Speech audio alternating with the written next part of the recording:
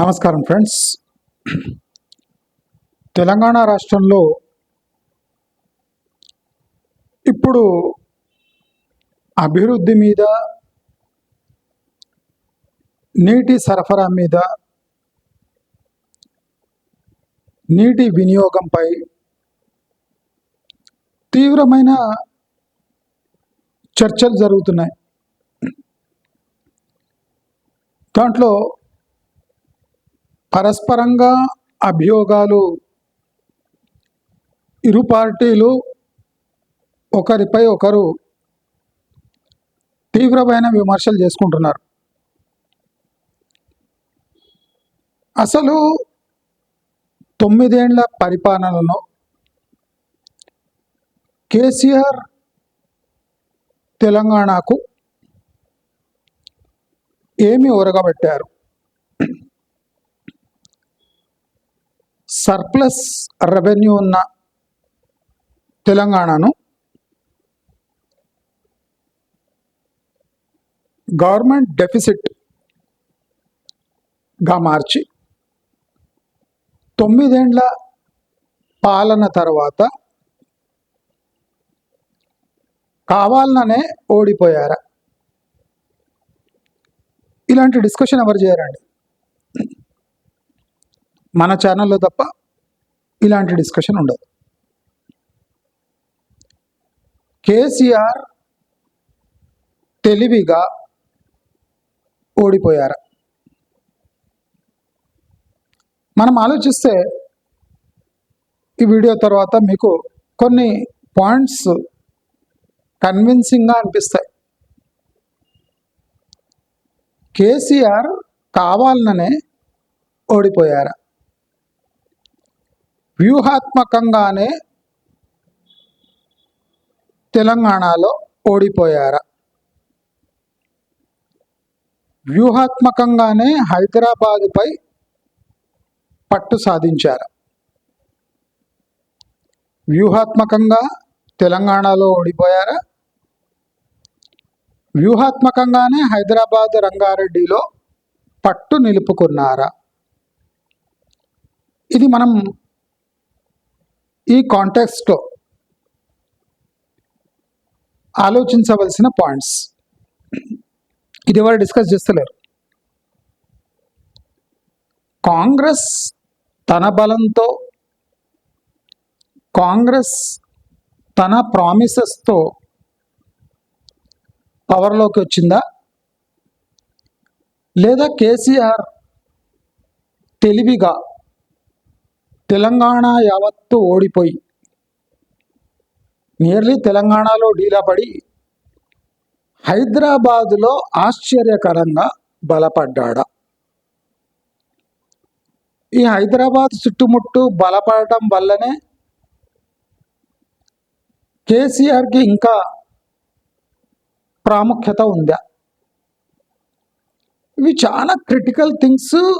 ఎవ్వరూ టీవీలో డిబేట్ చేయరు, ఎందుకంటే జనాలకు నిజాలు తెలుస్తాయి కనుక. కొత్తగా ఫామ్ అయిన తెలంగాణలో అదో పెద్ద సర్ప్లస్ కాదు. ఉమ్మడి ఆంధ్రప్రదేశ్ నుంచి సపరేట్ అయిన తెలంగాణ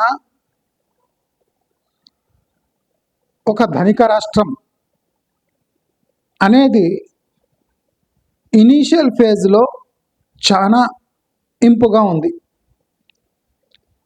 కేసీఆర్ తన నోటుతోని తెలంగాణను ధనిక రాష్ట్రం అని కొనియాడేవాడు. చాలామంది నిజంగానే మన తెలంగాణ ధనిక రాష్ట్రమేమో అనే విధంగా కేసీఆర్ ఒక ప్లాన్తోనే తెలంగాణను ధనిక రాష్ట్రం అన్నాడు. మనమంతా దానికి ఫ్లాట్ అయిపోయినాం. తెలంగాణ ధనిక రాష్ట్రం, తెలంగాణ ధనిక రాష్ట్రం. అదేం పెద్ద మిగులేం కాదు. తెలంగాణ ఫామ్ అయినప్పుడు అది మిగులు. అంటే స్వతహాగా ఒక ధనిక రాష్ట్రంగా విభజించబడ్డది. మీరు తెలుగు కరెక్ట్ మాట్లాడితే ఒక ధనిక రాష్ట్రంగానే విభజించబడ్డది. తెలంగాణకు పుట్టుకతోనే కొన్ని అడ్వాంటేజెస్తోని తెలంగాణ పుట్టింది. బ్యూటీ ఆఫ్ తెలంగాణ ఏమంటే దాన్ని ఒక గాడిలో పెట్టేవాడు కావాలి. తెలంగాణకు దారి చూపించే అవసరం లేదు. Already it is on a autopilot mode. KTR చెప్పినట్టు Telangana, not only Telangana, Hyderabad is an autopilot mode. మీరు ఇమాజిన్ చేయండి, ఉమ్మడి రాష్ట్రం యొక్క రాజధాని సడన్గా విడిపోతే, ఉమ్మడి రాష్ట్రం యొక్క రాజధాని సడన్గా విడిపోతే న్యాచురల్ అడ్వాంటేజ్ తెలంగాణకు ఉంటుంది. విడిపోవటం అంటే ప్రభుత్వ ఆస్తులు విడగొట్టిన ప్రైవేట్ ఇన్వెస్ట్మెంట్ హైదరాబాదులో ఎంత ఉందంటే అది ఎన్నటికీ విడగొట్టలేని పరిస్థితిలో ఉంది. That is the beauty of staying in power in Telangana. స్వతహాగా ఒక ధనిక రాష్ట్రంగా విడిపోయి స్వయం పరిపాలనతో ఒక గాడిలో పెట్టే ఒక పార్టీ కోసం తెలంగాణ వెయిట్ చేస్తున్నప్పుడు టిఆర్ఎస్ అనే పార్టీ పవర్లోకి వచ్చింది. మనము చాలా ఇంపార్టెంట్ థింగ్స్ మనం గమనించాలి. ఈ ధనిక రాష్ట్రం నుంచి ఇవాళ దాదాపు క్యాగ్ రిపోర్టులో 8 లక్షల కోట్ల అప్పు అని కాగ్ రిపోర్ట్లో చెప్తుంది. అంటే ఈ స్థితికి ఎందుకు చేరుకుంది? ఈ అప్పులు ఎందుకు సృష్టించబడ్డాయి? అప్పుల పాలైన తెలంగాణ ఎవరికైనా ఇంపుగా ఉంటుందా? మనం చాలా క్రిటికల్ థింగ్స్ ఇవాళ డిస్కస్ చేయబోతున్నాం. రాజకీయ పరంగా, సామాజిక పరంగా, ఆర్థిక పరంగా. కేసీఆర్ 9 ఏళ్ల పాలనలో ఏమైనా బ్రహ్మాండమైన పనులు జరిగాయా? ఒక స్టేట్ని మేనేజ్ చేయాలి అంటే ప్రస్తుత పరిస్థితుల్లో అప్పులు చేయక తప్పదు. కొత్త పథకాలు, కొత్త ఇన్ఫ్రాస్ట్రక్చర్ క్రియేట్ చేయాలంటే అప్పులు తెచ్చుకోవాల్సిందే. కానీ తెలంగాణలో ఒక వింత జరిగింది. ప్రభుత్వాలు అప్పుల పాలైతుంటే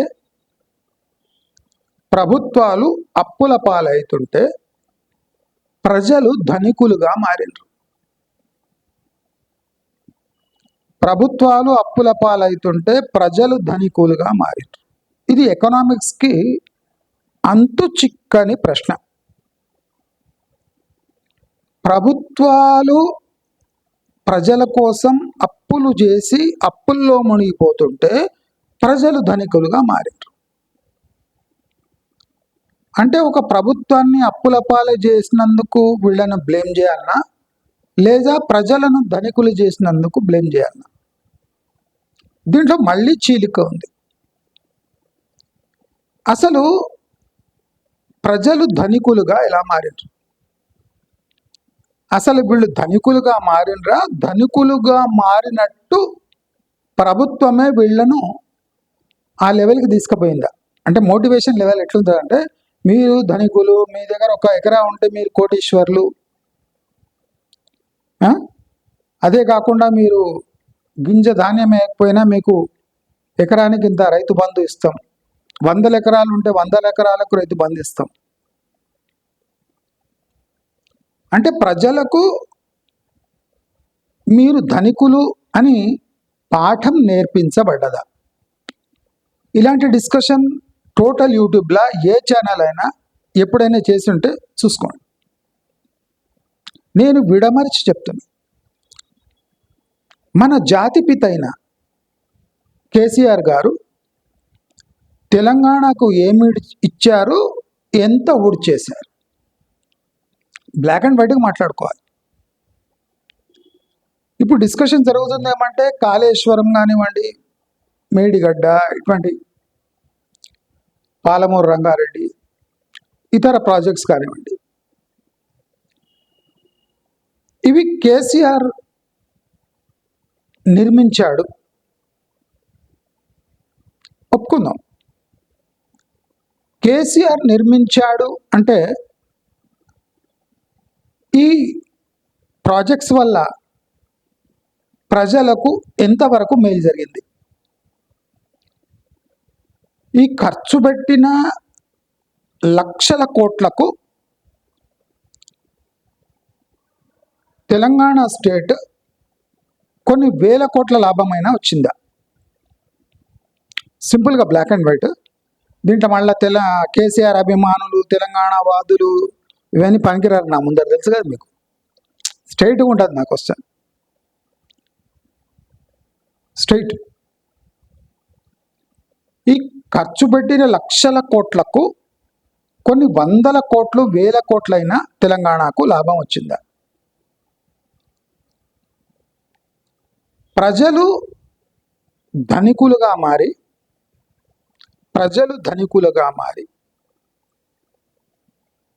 స్టేట్పై అంటే రాష్ట్రంపై పడకుండా ఉండగలుగుతున్నారా? ఇప్పుడు కేసీఆర్ హయాంలో అందరు కోటీశ్వరులే, ఎకరం ఉన్న ఆయన కోటీశ్వరుడే. మరి ఈ కోటీశ్వరులు ఉద్యోగాల కోసం ధర్నాలు, రాస్తారోకాలు ఎందుకు చేయాల్సి వస్తుంది? అకార్డింగ్ టు కేసీఆర్ నియర్లీ 70-80% మంది తెలంగాణలో వ్యవసాయ ఆధారిత జీవితాలు గడుపుతున్నారు. ఆయన నోటితో చెప్పిండు కదా, వ్యవసాయ ఆధారితం అంటే ఏదో అంత కొద్దిగా ల్యాండ్ ఉంటుంది వాళ్ళ పేర్ల, లేదా కొంతమంది ఈ కాంట్రాక్ట్ అగ్రికల్చర్ చేస్తారు. అయితే ఈ ల్యాండ్ హోల్డింగ్ ఉన్న వాళ్ళు కోటీశ్వరులు.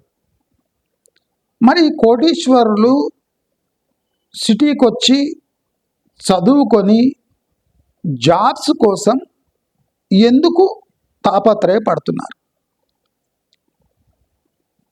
కోటీశ్వరులు సిటీకి వచ్చి రాని చదువులు చదివి ప్రభుత్వ ఉద్యోగాల కోసం పోటీ ఎందుకు పడుతున్నారు? ఇప్పుడు తెలంగాణలో అందరూ గవర్నమెంట్ జాబ్స్ కోసం ట్రై చేస్తే, రైతులందరూ కొన్ని లక్షల ఉద్యోగాలు సృష్టించబడాలి. కానీ కేసీఆర్ హయాంలో అతి తక్కువ గవర్నమెంట్ జాబ్స్ ఇచ్చిన ఘనత 9 ఏళ్లలో కేసీఆర్దే. మరి కొత్త రాష్ట్రం, ధనిక రాష్ట్రమైన తెలంగాణలో చిన్న జాబ్స్ కూడా సృష్టించలేకపోయినారు. ఎక్సెప్ట్ పోలీస్ కానిస్టేబుల్ జాబ్స్ తప్ప ఎక్కువ రిక్రూట్మెంట్ వేరే సెక్టర్లో ఎక్కడ జరగలేదు. అంటే కేసీఆర్ ఘనత చెప్తున్నాను, ఎట్లుంటుంది ప్లానింగ్, ఎట్లుంటుంది? ఫస్ట్ ధనిక రాష్ట్రం అని ఎందుకన్నాడు? ధనిక రాష్ట్రం అంటే కానీ అప్పులు పుట్టవు. పేద రాష్ట్రానికి మొన్న రేవంత్ రెడ్డి చెప్పినప్పుడు ఢిల్లీకి పోతే ఎవడు పట్టించుకుంటలేడు, అప్పుల ముఖ్యమంత్రి కనుక ఎవరు పట్టించుకుంటలేరు. Point to be noted. ఒక ధనిక రాష్ట్ర ముఖ్యమంత్రి ఢిల్లీకి పోతే ఎట్లుంటుంది, ఒక పేద ముఖ్యమంత్రి ఢిల్లీకి పోతే ఎట్లుంటుందని రేవంత్ రెడ్డి వర్సెస్ కేసీఆర్ మనం చూడొచ్చు. అంటే కావాలనే మనను ధనిక రాష్ట్రంగా కొనియాడుతూ తన అవసరాలు తీర్చుకున్నాడు కేసీఆర్. అంటే ఇది strategic democratic technique to control, to stay in power. ఇంగ్లీష్లో చెప్పాలంటే అతి తెలివి అనొచ్చు. అయితే మనం అగ్రికల్చర్ సెక్టర్ని చూస్తే కేసీఆర్ నీళ్ళిచ్చి రైతులను వడ్లేయమని దాంట్లో సన్న రకాలు ఏమని ఆయన నోటితో చెప్పి అంటే పంట వేయకుంటే నష్టం తక్కువ జరిగేదేమో, పంట వేసినందుకు నష్టం ఎక్కువ జరుగుతుంది. మనం ఇప్పుడు చూస్తే పంట వేసిన వాడి కన్నా మిల్లర్లే ఎక్కువ లాభపడుతున్నారు, కోటీశ్వర్లు అయిపోతున్నారు. ఈ దుస్థితికి కారణం కేసీఆర్. రైస్ మిల్ సృష్టించి రైస్ వేపించిన ఘనత కేసీఆర్. ఫస్ట్ రైస్ మిల్స్ సృష్టించిండు, సృష్టించి దానికి తగిన రైస్ వేపించిండు. నష్టపోయింది రైతులు. అందరూ రైస్ వేయడం, సన్న రకాలు ధరలు లేక, కొనుగోళ్ళు లేక నష్టపోయి వచ్చిన కాడికి రైస్ మిల్లులకు అవి అమ్ముకుంటే, ప్రభుత్వ ప్రొక్యూర్మెంట్ కాకుండా ప్రైవేటుగా రైస్ మిల్లు తీసుకొని దాన్ని రైస్గా మార్చి, అంటే ఆల్ ఓవర్ ఇండియా మార్కెట్లో వాళ్ళు మంచి ధరకు అమ్ముకొని రైస్ మిల్లర్లు లాభపడ్డారు. కానీ రైస్ అంటే ఒడ్లు అంటే పండించిన రైతులు, అంటే ఒడ్లు వేసిన రైతులకు లాభం కన్నా ఎక్కువ రైస్ మిల్లర్లకు అయింది. ఇక్కడ కూడా గోన సంచి ప్రాబ్లం వస్తుందని తెలిసినా దాన్ని క్రియేట్ చేపించి గోన సంచులు ఎక్కువ రేటుకు కొన్న ఘనత కేసీఆర్దే. అంటే సమస్య కన్నా అంటే సొల్యూషన్ కన్నా ముందు సమస్య సృష్టించడంలో కేసీఆర్ దిట్ట. మిల్లు పెట్టించి రైస్ వేపించి, రైస్ పండిన తర్వాత గోన సంచులు లేవని గగ్గోలు పెట్టించి గోన సంచులు ఎక్కువ రేట్లో కొన్ని, అంటే మీరు అర్థం చేసుకుండొచ్చు. అంటే సొల్యూషన్ రెడీ పెట్టుకొని సమస్య సృష్టించడంలో కేసీఆర్ దిట్ట. ఆ దెబ్బకు ఇప్పుడు కూడా రేవంత్ రెడ్డి సఫర్ అవుతున్నాడు. రేవంత్ రెడ్డికి ఇవన్నీ లేవు అని తెలుసని కాదు, అన్నీ ఉన్నాయని తెలుసు. రేవంత్ రెడ్డి పవర్లో ఎందుకు వచ్చిండు అనేది కూడా నేను మీకు ఒక కొత్త కోణం చెప్తా. మీకు అంతా డైజెస్ట్ కాదు, కానీ తర్వాత అర్థమవుతుంది. ఇప్పుడు అర్థమవుతుంది కదా మీకు ఏముందో. నేను చెప్పింది ఒకటి, ప్రతి ఒక్కటి అట్లే అవుతుంది. ఇప్పుడు ఆ ఆత్మహత్య చేసుకున్నాడు, 6గురిని చంపిన వ్యక్తి షాబాద్, నేను చెప్పినా నిన్ననే, ఆత్మహత్య చేసుకుంటాడు, కేసు క్లోజ్. సేమ్ జరుగుతుంది. న్యాయం అనేది జరగదు. 6 మంది చచ్చినందుకు న్యాయపరంగా శిక్ష పడుతుంది, కానీ ఆ శిక్షను తప్పించుకోవడానికి ఆత్మహత్య చేసుకున్నాడు, చనిపోయాడు, కేసు క్లోజ్ అయిపోతుంది. ఇప్పుడు ఆ వ్యక్తితోనే కేసు క్లోజ్ అయిపోతుంది. 6 మందికి అయితే న్యాయం జరగదు. ప్రభుత్వం ఏమైనా కాంపన్సేషన్ ఇస్తే ఇస్తుండొచ్చు, ఇవ్వాల్సి వస్తుంది అనుకుంటా నేను. ప్రభుత్వం ఏదో ఒక కాంపన్సేషన్ ఇస్తుంది. దీంతో ఈ సమస్య ఇక్కడనే ముగిసిపోతుందని నేను మొన్ననే మీకు వీడియోలో చెప్పిన, అట్లనే అవుతుంది. నేను లీగల్గా, టెక్నికల్గా అన్నీ మీకు ఎక్స్ప్లెయిన్ చేసిన, అట్లే అవుతుంది.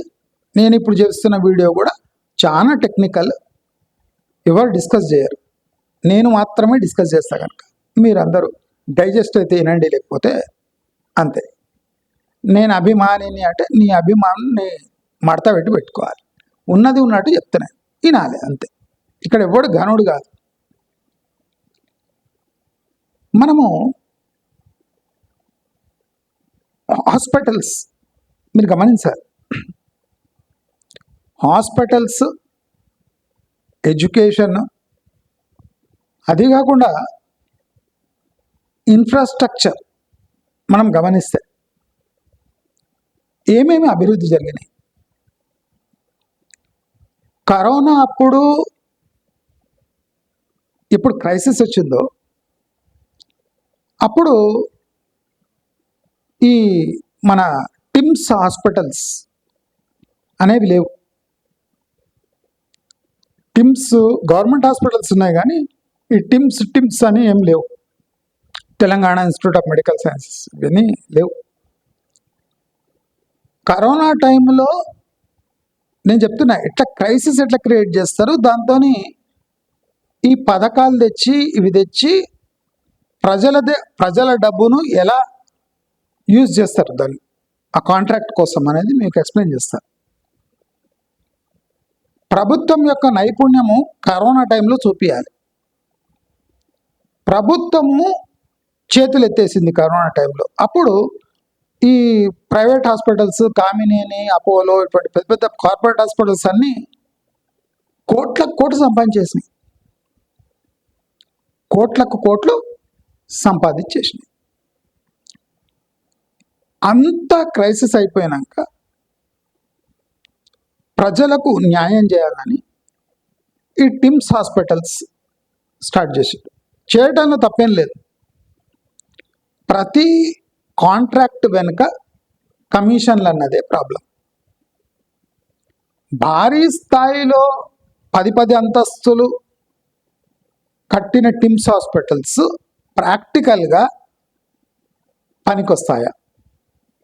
10 అంతస్తుల ప్రభుత్వ హాస్పిటల్ నిర్వహణ ఈజీనా కాదా మీరే ఫ్యూచర్లో చూడొచ్చు. 10 అంతస్తులు, 6 అంతస్తులు, 7 అంతస్తులు, ఇలా అంతస్తులు కట్టి ఈ హాస్పిటల్స్ మెయింటైన్ చేస్తారా లేదా మీరు చూడొచ్చు నెక్స్ట్ కొన్ని రోజులు. దాని ప్రాబ్లమ్స్ ఏముంటాయి మీకు అర్థమవుతుంది. అయితే ఎప్పుడు ప్రభుత్వ హాస్పిటల్స్ పాత్ర పోషించాలనో అప్పుడు ప్రైవేట్ హాస్పిటల్స్ పండగ చేసుకున్నాయి. అది వీళ్ళ హయాంలోనే. అప్పుడు నోరు మెదపలేదు. అవసరం ఉంది కదా అని ప్రజలు కూడా నోరు మెదపలేని పరిస్థితికి వచ్చేసారు. రోజుకు 1,00,000 చొప్పున వేల కోట్లు, లక్షల కోట్లు మింగేశారు ప్రజల సొమ్ము. అప్పుడు ప్రభుత్వం సైలెంట్గా ఉంది. ప్రభుత్వం ఏం చేసింది? కరోనా లాంటి మహమ్మారిని ట్యాకిల్ ఆ టైంలో ఏం చేయకున్నా కండ్లజోడు పథకం, కేసీఆర్ స్కీమ్స్ ఇట్లుంటాయి, దాంట్లో కూడా కమిషన్స్. కంటి చూపు కోసం టెస్టులు, అది కాకుండా ఆరోగ్యశ్రీలు, సీఎం రిలీఫ్, దీంట్లో కూడా అన్ని కాంట్రవర్సీస్. అతిపెద్ద కాంట్రవర్షియల్ థింగ్ ఏమంటే కాళేశ్వరం నిర్మాణం. దీంట్లో బ్యూటీ ఏమంటే కాళేశ్వరం కంప్లీట్ కావడానికి బీజేపీ సహకారం భారీ స్థాయిలో కేసీఆర్కి లభించింది. కాళేశ్వరం నిర్మాణం పాపం, ఇది బీజేపీది, టీఆర్ఎస్. దీంట్లో కాంగ్రెస్ది పెద్ద తప్పేం లేదు, ఎందుకంటే వాళ్ళకు అంత పవర్ లేదు, అప్పుడు మాట్లాడే పవర్ కూడా లేదు. అయితే ఈ భారీ నిర్మాణాల వల్ల ఈ ఫార్మర్స్కి ఏమన్నా లాభమైందా అంటే, ఒడ్లు వేసుకున్నారు, ఎక్కడంటే అక్కడ గ్రీన్గా కనిపిస్తుంది. మన కార్పెట్ గ్రాస్ పెడితే ఏం లాభమో వడ్లేస్తే కూడా అదే లాభం. అందరూ వడ్లేశారు, దానికి గిట్టుబాటు ధరలు లేవు, ఎక్సెస్ ప్రొడక్షన్ అయిపోయింది. ఇప్పుడు కూడా ఎక్సెస్ ప్రొడక్షన్ అవుతుంది. నీళ్లను ఉపయోగించుకొని వడ్లేయటం, ఇది కేసీఆర్ చేపించిన అలవాటు. అదే కాకుండా కేసీఆర్ హయాంలోనే తెలంగాణకు అగ్రికల్చర్ పరంగా భారీ దెబ్బలు తాకాయి. కేసీఆర్ హయాంలోనే హైదరాబాద్ చుట్టుముట్టు ఉన్న 100 కిలోమీటర్ల వరకు కమర్షియల్ రియల్ ఎస్టేట్ డెవలప్మెంట్ పేరుతోని వేల ఎకరాల తోటలు లేఅవుట్గా మారాయి. ఇది ఫుడ్ క్రైసిస్ కూడా దారితీసింది. అది రైతులకు నష్టమే, ఇటు వినియోగదారుడికి నష్టమే. అంటే కేసీఆర్ ఎట్లా ప్లాన్డ్గా చేస్తాడు అసలు, అంటే ఆయన మన పైన ఏదో పెద్ద దయ చూపిస్తున్నట్టు ఉంటుంది. కానీ చూడండి ఎట్లాంటి ఒక్కొక్కటి ఎట్లుంటుంది. ఇప్పుడు చుట్టుముట్టున్న తోటలన్నీ సాఫ్ అయిపోయినాయి, అన్ని లేఅవుట్లు అయిపోయినాయి. పోనీ లేఅవుట్లు అయ్యి వాళ్ళు ఏమన్నా పెద్దగా సాధించిందంటే ఏం లేదు. డెవలప్మెంట్ మొత్తం వెస్ట్ హైదరాబాద్లో కాన్సన్ట్రేట్ అయ్యి వేల ఎకరాలలో లక్షల ఫ్లాట్లు కట్టి దాన్ని ఒక హౌసింగ్ క్రైసిస్గా మార్చి ల్యాండ్ అవైలబిలిటీ ఎక్కడ ఎండ్ అవుతుందో అలాంటి చోట్లనే డెవలప్మెంట్ చేసి మిగతా హైదరాబాద్ని రాయలీ ఇగ్నోర్ చేసి ఒక ఓఆర్ఆర్ పై కూడా కమిషన్లు తిని, ఓఆర్ఆర్ టోల్ రైట్స్ అమ్మేసిండు కదా అడ్వాన్స్గా కేటీఆర్, అంటే ఓఆర్ఆర్ కట్టి దాన్ని కూడా అమ్మేసుకున్నారు. అంటే ప్రతి ఒక్క ప్రాజెక్టులో అవినీతి. అది కాకుండా ఈ కేసీఆర్ డబుల్ బెడ్రూమ్ తాను 9 ఏళ్ల పరిపాలనలో ఒక్క ఫ్లాట్ కూడా, అది ఇష్టం వచ్చిన వాళ్ళకి ఇచ్చిండు అక్కడక్కడక్కడ, కానీ మాస్గా ఎవ్వరికి ఆ డబుల్ బెడ్రూమ్ అలొకేట్ చేయలేదు. ఎందుకు చేయలేదు? ఆయన హయాంలో ఉన్నప్పుడే ఎందుకు ఇయ్యలేదు డబుల్ బెడ్రూమ్ అంటే దీంట్లో కూడా ఒక కుట్ర ఉంది. ఆ డబుల్ బెడ్రూమ్ హౌసెస్ ఉండటానికి అనుకూలమైనవి కావు అని కేసీఆర్కి కట్టేటప్పుడు తెలుసు. దాన్ని ఉండటానికి ఇస్తే దాని క్వాలిటీ బయటపడుతుందని కేసీఆర్ కట్టినా దాన్ని ఎవరికి హ్యాండ్ ఓవర్ చేయలేదు, కమిషన్లు మాత్రం తీసేసుకున్నాడు. మన తెలంగాణ జాతిపిత చేసిన మంచి కార్యాలు చెప్తున్నాను. హరితంగా మార్చేసిండు తెలంగాణ, కానీ పంట వేస్తే దానికి గిట్టుబాటు ధర రాకుండా తానే చేశాడు. రైస్ పండించడం వల్ల మిల్లర్ లాభపడ్డాడు కానీ రైతు లాభపడలేదు. ఇది పచ్చి నిజం. అదే కాకుండా హైదరాబాద్ నైసర్గిక అడ్వాంటేజ్, దట్ ఈస్ ఐటీ అంటే సాఫ్ట్వేర్ సెక్టర్. చంద్రబాబు నాయుడు తెచ్చిన సాఫ్ట్వేర్ సెక్టర్ని డిస్టర్బ్ కాకుండా చూసుకున్నాడు. సాఫ్ట్వేర్ సెక్టర్ని డిస్టర్బ్ చేయలేదన. అది కాకుండా సాఫ్ట్వేర్ సెక్టర్కి ఒక రకంగా అన్యాయమైంది. ఎట్లా చెప్తా? చంద్రబాబు నాయుడు హయాం సాఫ్ట్వేర్ సెక్టర్ వచ్చే వరకు రియల్ ఎస్టేట్కి అంత పెద్ద క్రేజ్ లేదు. శాలరీస్ మంచిగా ఉన్నా ఈ ఇల్లు కొనాలి అనే లేదా కాస్ట్లీ అయిపోతుంది అనే ఒక అర్జీ లేకుండే. కట్నాలు బాగా వస్తుండే, అందరు యూఎస్కి పోతుండే, ఇన్కమ్ లెవెల్స్ ఎక్కువ ఉండే సాఫ్ట్వేర్లో. కానీ income should be invested in real estate లేదా హై రెంటల్ ఈల్డ్స్ అనేవి ఆ కాన్సెప్టే లేకుండే హైదరాబాద్. కేసీఆర్ వచ్చినాక సాఫ్ట్వేర్ వాళ్ళు ఎన్ని లక్షలు సంపాదించినా దాంట్లో సింహభాగము రియాలిటీ సెక్టర్ అంటే ఫ్లాట్లు కొనడము, ఫ్లాట్లు రెంట్లో తీసుకోవడమే వీళ్లకు గగనం అయిపోయింది. అంటే సాఫ్ట్వేర్లో పనిచేసిన లక్షలు సంపాదించిన ఆ లక్షలు ఆవిరి కావటంలో కేసీఆర్ ముఖ్య పాత్ర ఉంది. అంటే రియల్ ఎస్టేట్ ఎంత కాస్ట్లీ అయిపోయిందంటే సాఫ్ట్వేర్ వాళ్ళే అఫోర్డ్ చేయలేని పరిస్థితికి తెచ్చేసిండు. దీన్ని నా డెవలప్మెంట్ అన్నాడు. ఆ కొన్న వాళ్ళకే ఆ బాధ తెలుసు. మనం అందరం గమనించాలి. నేను జస్ట్ రఫ్ పాయింట్ చెప్తున్నాను. డీప్ పోయినా అంటే నా దగ్గర ఉన్నాయి కదా, ఎట్లున్నాయి లెక్క. రైతు బంధు ఎట్లా ఇచ్చిండు, ఏమేమి లెక్క, దాని కథ ఏమి. మీరు బెస్ట్ కరప్షన్కి best example Uppal over bridge, steel bridge చూస్తారు. దాదాపు 100 కోట్లకు ఆ స్టీల్ బ్రిడ్జ్ కట్టిండు. ఉప్పల్లో ఇబ్బంది అవుతుంది వాకింగ్ అని నేను ఒక వీడియో కూడా వేసిన, ట్రైమేటివ్లో చూడండి. ఎన్ని స్టెప్స్ అయితే ఎక్కి దిగడానికి, రోడ్ క్రాస్ చేయడానికి ఎన్ని స్టెప్స్ అయితే, దానికి 100 కోట్లు పెట్టి 100-150 కోట్లు, దాంట్లో ఈజీగా ఒక 50 కోట్ల కరప్షన్ అయిపోయి ఉంటుంది. అది కాకుండా కేటీఆర్ టైంలో టాయిలెట్స్ కూడా షాప్స్గా మార్చేసారు ఆయన హయాంలోనే. అంటే పబ్లిక్ టాయిలెట్ని షాపుకు ఇచ్చేసిన ఘనత కేటీఆర్కే దక్కుతుంది. మనం ఇన్ఫ్రాస్ట్రక్చర్ గురించి మాట్లాడుకుంటే అర్బన్ ఇన్ఫ్రాస్ట్రక్చర్ వాళ్ళ హయాంలో కట్టిన మ్యాన్ హోల్స్, రోడ్స్ చాలా అధ్వానంగా ఉంది. మ్యాన్ హోల్స్ అయితే కట్టిన 3వ నెలకే అన్ని మ్యాన్ హోల్స్ రాలిపోయినాయి. అంటే కరప్షన్ పబ్లిక్ అంటే డిమాండ్ పై పబ్లిక్ మంచి కోసం చేసినట్టు చేసి దాంట్లో తీవ్రమైన కరప్షన్ జరిగింది. అయితే ఈయన 9 ఏళ్ల పాలన వరకు భ్రమ ఏమి కల్పించిండంటే ప్రజల సంపద విపరీతంగా పెరిగింది. కానీ మనం గమనిస్తే ప్రజల ఖర్చులు పెరగడానికి కూడా ఈ టీఆర్ఎస్ హయాంలోనే బీజం పడింది. అంటే అనవసరమైన ఊహ కలిగించి, అంటే మీరంతా ధనికులు అనే ఒక ఊహ కలిగించి మీ దగ్గర నుంచి ఎంత ధనం గుంజాలనో అంత గుంజేసిండు. అంటే ప్రాక్టికల్ ఎవరైనా టెక్నికల్గా మాట్లాడితే కేసీఆర్ చేసినంత ద్రోహం తెలంగాణకు ఎవరు చేయలేదు. కానీ ఆయన ఘనత ఏమంటే ఆయన పేరు తెలంగాణ జాతిపిత అని ఆయన పెట్టేసుకున్నాడు.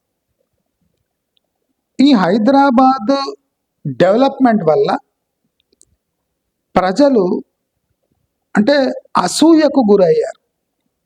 వెస్ట్ హైదరాబాద్ని తట్టుకోలేకపోయారు జనం. వన్ సైడెడ్ డెవలప్మెంట్ ఎందుకు అని అడిగే ధైర్యం ఎవరికి లేకుండా పోయింది. హైదరాబాద్ చుట్టుముట్టు ఉన్న ల్యాండ్కు విలువ లేదు, కానీ తాము అనుకున్న సైడుకు విపరీతమైన విలువ, అంటే నియర్లీ 10 times 20 times విలువ పెంచుకుంటూ పోయారు. ఇలా ఎందుకు జరుగుతుంది అని అప్పుడు ప్రజలు కూడా అడగలేదు. ఎందుకంటే అప్పుడు అంతా డ్రోన్ విజువల్స్ వాడు సాఫ్ట్వేరు గూగుల్ అవి ఇవి కేటీఆర్ ఇంగ్లీష్ని రోజు కేటీఆర్ ఇంగ్లీష్ గురించే డిస్కషన్, కరప్షన్ కాకుండా దీని గురించే డిస్కషన్. అది కాకుండా ఓన్లీ ఎలీట్ పీపుల్, కేసీఆర్ నోరుతో చెప్పిండు సామాన్యులు ఇంకా ఇక్కడ కొనలేరు, మీరంతా 100 kilometers దూరం పోవాలని కేసీఆర్ నోటితోనే అన్నాడు. అంటే అంత డెవలప్ చేసిన ప్రజలకు అందుబాటులో లేకుండా చేసిన అంటే తలదించుకోవాలి. కానీ కేసీఆర్ ఘనత ఏమంటే మీకు అందరికీ అందుబాటులో లేకుండా చేసిన అది నా ఘనత అని చెప్పుకున్నాడు. అప్పుడు అందరు చప్పట్లు కూడా కొట్టిండ్రు. ఎకరా ₹1,00,00,000 కన్నా తక్కువ లేదు, 60 kilometers పోయినా అనగా అందరు చప్పట్లు కొట్టిండ్రు. కానీ ఆయన ఇండైరెక్ట్గా ఏం చెప్పిండంటే మీకు ఎవ్వడికి ఇక్కడ నిలువ నీడలేదు అని చెప్పిన ఘన చరిత్ర ఉన్న ముఖ్యమంత్రి కేసీఆర్ ఒకడే. ఇప్పుడు రీసెంట్లీ మన రేవంత్ రెడ్డి ఈ కాళేశ్వరము కూలేశ్వరము మేడిగడ్డ కూలిపోతుంది, దీంట్లో భారీగా కరప్షన్ జరిగింది, ఎత్తిపోతల స్కీమ్స్లో కూడా భారీ అవినీతి, మోటార్ల కొనుగోలు, ఎస్పెషల్లీ లిఫ్ట్ ఇరిగేషన్లో భారీగా అవినీతి, అవన్నీ మనం చూసినాం. పంప్ హౌస్లు మునిగిపోవటము, కేసీఆర్ హయాంలోనే పంప్ హౌస్లు మునిగిపోయినాయి. పాలమూరు పంప్ హౌస్ కూడా మునిగిపోయింది, చాలా పంప్ హౌస్లు మునిగిపోయినాయి. ఇది ఎందుకు అంటే డిజైన్ లోపం వల్ల, కన్స్ట్రక్షన్ క్వాలిటీ వల్ల మునిగిపోయింది. ఇది నిజం. మనం ఇదంతా వింటుంటే ఎవరికి డౌట్ వస్తలేదు, కేసీఆర్ స్ట్రాటజిక్గా ఎలక్షన్ ఓడిపోయాడు. 2 అడ్వాంటేజెస్ ఉన్నాయి. కేసీఆర్ దిగిపోవటం ఒకటైతే, కేసీఆర్ దిగిపోయి కాంగ్రెస్ ఫెయిల్ కావటం కేసీఆర్కి చాలా ఇంపార్టెంట్. నేను ఎలా మెయింటైన్ చేశానా తెలంగాణ, రేవంత్ రెడ్డి మెయింటైన్ చేయలేడు అని 2 పాయింట్స్ ప్రూవ్ చేశాడు. కేసీఆర్ ఒక దెబ్బకు 2 పిట్టలు కొట్టాడు. ఒకటేమో తాను స్వయంగా దిగిపోయాడు బాగా టెక్నికల్గా. ఎందుకంటే ఇప్పుడు సేమ్ కేసీఆర్కి నుండి క్రైసిస్ ఇంకా ఎక్కువ అవుతుండే. ఎందుకు అవుతుండే నేను చెప్తాను. ఇప్పుడు పవర్లో ఉన్న కాంగ్రెస్ ఎమ్మెల్యేలకు ఆదాయాలు పెద్దగా లేవు. అంటే వాళ్ళకి అర్థం చేసుకోవాల్సి వచ్చింది, తెలంగాణ ఈజ్ ఇన్ క్రైసిస్ కనుక మనకు పెద్ద అడ్వాంటేజ్ ఉండదు. పదవులు కూడా ఇస్తలేడు. చూడండి, పదవులు ఇస్తే కక్కుర్తి ఎక్కువవుతుందని పదవులు కూడా ఇస్తలేడు. కానీ కేసీఆర్కి నుండి పవర్లో ఉండేటోళ్ళు ఇంకా డిమాండ్ చేసి ఇంకా తెలంగాణను సున్నం పెడుతుండే. సున్నం పెట్టడానికి తెలంగాణ దగ్గర ఏం లేకుంటుండే. అది పెద్ద ప్రాబ్లం. కేసీఆర్ 3వ టైం ముఖ్యమంత్రి అయితే వీళ్లకు తినిపియడానికి ఏమీ లేకుంటుండే. అంటే ఇప్పుడు తెలంగాణలో ఏముంది, ఏం లేదు తినడానికి. వాళ్ళకి బాగా తిని అలవాటు అయిపోయింది. ఇప్పుడు వీళ్ళని ఎట్లా భోజనం పెట్టాలి? కానీ మీరు కొసమెరిపేమంటే హైదరాబాద్ రంగారెడ్డి చుట్టూ బీఆర్ఎస్ గెలిచింది.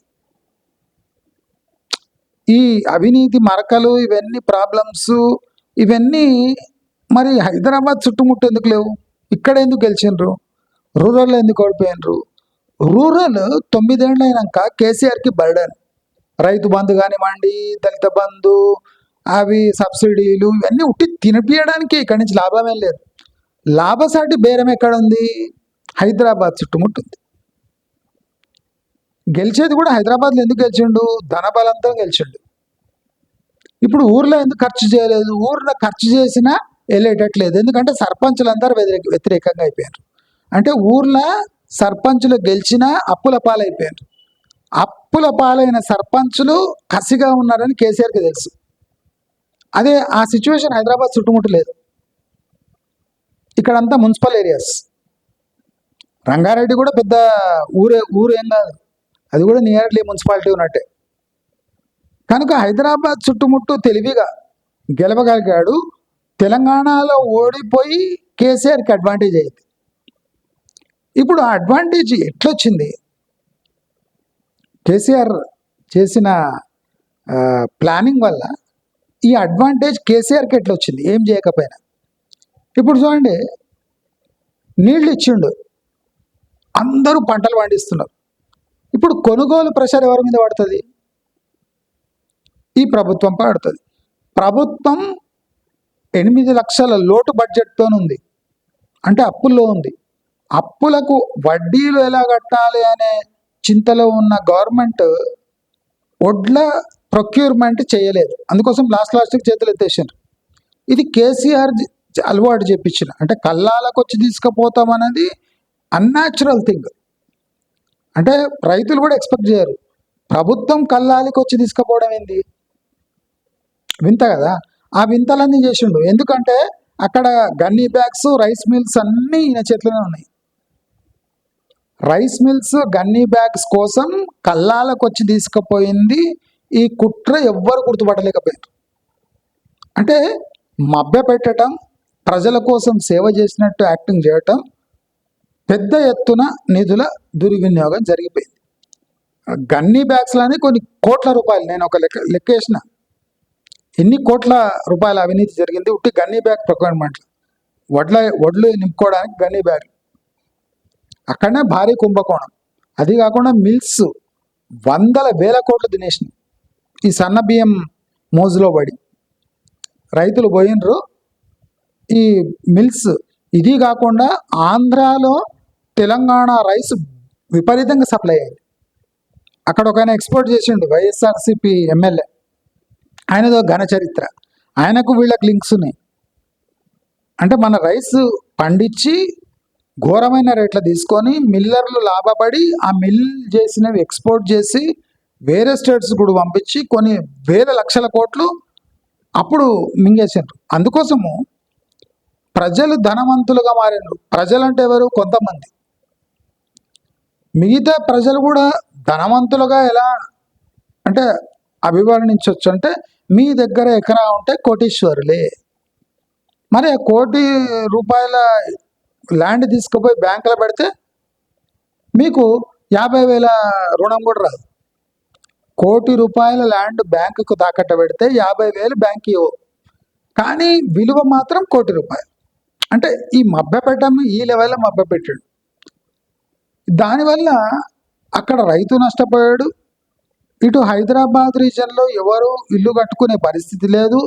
తాను ఇల్లు ఇవ్వడు, డబుల్ బెడ్రూమ్ ఇవ్వడు, ఇక్కడ కట్టుకొని ఇవ్వడు. అంటే ఈ పాలన ఏం పాలన అంటారు మీరు చూడండి. సో ఇలాంటి క్రిటికల్ స్టేజ్లో ఉన్న తెలంగాణను ఈ స్టేజ్లో ఉందని తెలిసి రేవంత్ రెడ్డి ఎందుకు ఏరి కోరి ముఖ్యమంత్రి అయ్యాడు. రేవంత్ రెడ్డి ముఖ్యమంత్రి కావటంలో మోదీ, చంద్రబాబు పాత్ర ఉందా? 100% ఉంది. చంద్రబాబుకు కేసీఆర్ పై ఆధిపత్యం కావాలంటే హైదరాబాద్ పై పట్టు కావాలి. హైదరాబాద్ పై పట్టు కావాలంటే రేవంత్ రెడ్డి కన్నా బెటర్ క్యాండిడేట్ లేడు. చంద్రబాబు, మోదీకి తెలంగాణపై అరాకొరా పట్టు ఉండాలి అంటే రేవంత్ రెడ్డి పవర్లో ఉండాలి. అంటే ఇండైరెక్ట్గా చంద్రబాబు నాయుడు ఈస్ కంట్రోలింగ్ రేవంత్ రెడ్డి. ఈ సాగునీటి ప్రాజెక్టులు కూడా కాంట్రవర్షియల్గా మారుతున్నాయి అంటే దానికి కారణం చంద్రబాబు నాయుడు ఇన్స్ట్రక్షన్స్. ఎంతసేపు ఇక్కడ ప్రాజెక్ట్స్ వివాదంలో ఉంటాయి అంతసేపు నీళ్లు యథేచ్ఛగా ఆంధ్రకు పారుతుంటాయి. మనమంతా ఇక్కడ బిజీ ఉంటాం. కాళేశ్వరం అవినీతి అట, మేడిగడ్డ అవినీతి, అవినీతి జరిగిపోయింది. దాని అరెస్ట్ ఒక్కటి కూడా జరగలేదు. మొన్న రేవంత్ రెడ్డి ఇంజనీర్స్ని భయపెడుతున్నాడు కానీ కేసీఆర్ని భయపెడతలేడు. ఇంజనీర్స్ని లోపలేస్తా అంటున్నాడు, ఇంజనీర్స్ని లోపలేస్తా అంటున్నాడు. ఎవరిని ఏరారు? డిజైన్ అప్రూవ్ చేసిన ఇంజనీర్లు కూడా లోపలేరు. డిజైన్ వేసిన ఇంజనీర్ ఏమంటాడంటే కన్స్ట్రక్షన్లో అవినీతి జరిగింది, నేనేం చేయలేను అంటాడు. ఒకరు పోవచ్చు లోపల. క్వాలిటీ కంట్రోల్ ఇంజనీర్స్ ఉంటారు కదా, ప్రాజెక్ట్ క్వాలిటీ కంట్రోల్ ఇంజనీర్స్, వాళ్ళని లోపలేయచ్చు కానీ ఎవరిని లోపలేచ్చే ఛాన్సే లేదు. కాంట్రాక్టరు గవర్నమెంట్ క్వాలిటీ చెక్ చేసే ఇంజనీర్స్ తప్ప ఎవరిని ఈ ఇరిగేషన్ ప్రాజెక్ట్లో ఎవరిని ఇరికించలేరు. ఇది కూడా నోట్ చేసుకోండి. ప్రభుత్వ క్వాలిటీ కంట్రోల్ ఇంజనీర్స్ లోపలేయచ్చు. ఈ ప్రాజెక్టులు కట్టిన కంపెనీని ప్రతినిధులను లోపలేయచ్చు తప్ప రాజకీయ నాయకులు కానివ్వండి, ఇంజనీర్స్ని కానివ్వండి, ఎవరిని డిజైన్ ఇంజనీర్స్ని కూడా లోపలేయలేరు. దీంట్లో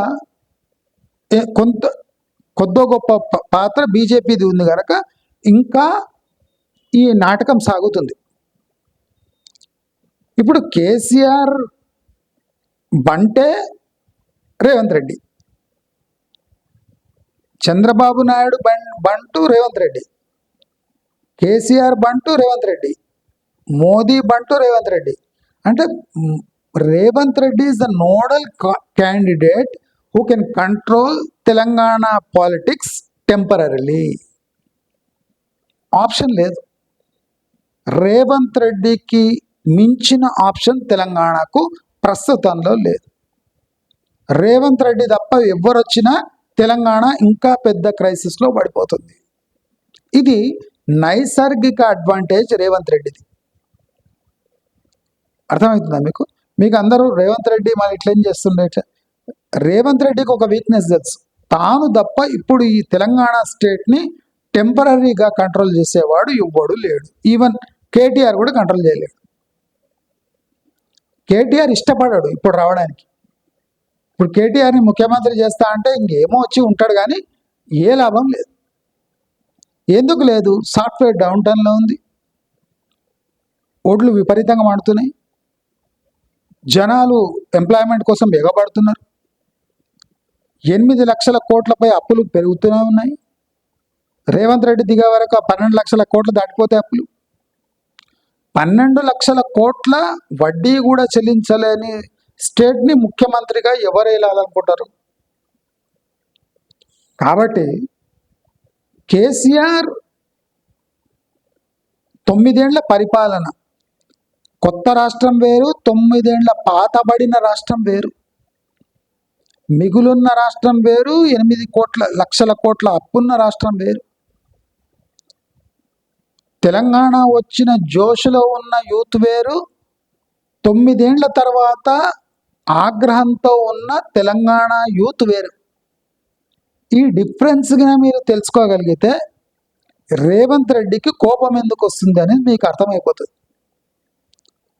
రేవంత్ రెడ్డికి అన్ని ప్రాబ్లమ్స్ ఉన్నాయని తెలిసినా ఈజీగా మేనేజ్ చేయొచ్చు అనుకున్న రేవంత్ రెడ్డికి అతిపెద్ద సవాల్ ఏమంటే కేసీఆర్ కాదు, కేటీఆర్ కాదు, బీజేపీ కాదు, మోదీ కాదు, చంద్రబాబు నాయుడు కాదు, ఎవ్వరు కాదు. రేవంత్ రెడ్డికి అతిపెద్ద శత్రువు కాంగ్రెస్ పార్టీలో ఉన్న పాత ఎమ్మెల్యేలు, ఒరిజినల్ క్యాండిడేట్స్. పాత కాంగ్రెస్ రాజకీయ నాయకులే ఇప్పుడు రేవంత్ రెడ్డికి అతిపెద్ద ఛాలెంజ్. అందుకోసం రేవంత్ రెడ్డి అంత కష్టపడాల్సి వస్తుంది.